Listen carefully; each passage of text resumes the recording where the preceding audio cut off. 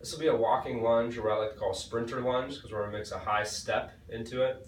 So starting off, so you can see from the side, as I come into this lunge, I really want to think about taking a long stride, hitting heel first, and then as I come into it, I'm not necessarily worried about dropping all the way down here, right? You can, right? And as you feel comfortable with it, dropping down deeper into the lunge is fine. But I'm more concerned with this longer stride. And as I come down into it, I actually try to keep my back leg a little bit straight so I feel a pull on my hip flexor, as opposed to your typical lunge where you drop down into that knee bend. And then once I get to here, I'll pause for 3 to 5 seconds.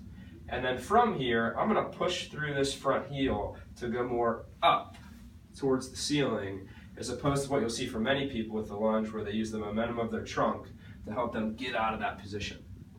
So as I go through this walking motion, starting without weight and then progressing to a weight, I'm going to take a high, long step. Heel first, dropping down. I like to keep a little bit more straight in my back leg so I feel that hip flexor. And I'm making sure I'm not falling into this arch in my low back, but pulling my hips underneath me. Pausing here for 3 to 5 seconds. And I'm going to press up through this heel, and I'm going to come up. You'll notice I advance this leg and this hand together because that's similar to my running motion. I'll pause here for 5 seconds, and then once again I'll take a nice long stride. Same straight back leg, tuck my hips, holding for 5 seconds. As I advance this back leg, I'd once again come forward. When you have the weight, obviously you're not going to get as much of the arm motion. But once again, just so you see it, starting off here, high step, long stride, get my balance. Common faults for this are going to be 1, this knee going too far over the toes and not keeping the pressure on the heel. 2 is from the front.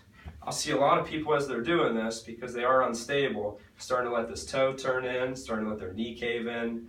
So one checkpoint to make sure of is when my foot hits the ground, right? Before I do anything, I want to try and make sure that I'm taking this knee and not letting it cave in, but if anything, pulling out to the side to where I feel like my kneecap is going maybe just beyond the center of my foot, short of my foot rocking up off the floor. And that's typically where I want to be as far as this front leg goes, so I'm getting the inside of my quad and the outside of my hip to work together. And then as I drive up, pushing up through this heel, coming up into this high step, advancing the other arm along with it.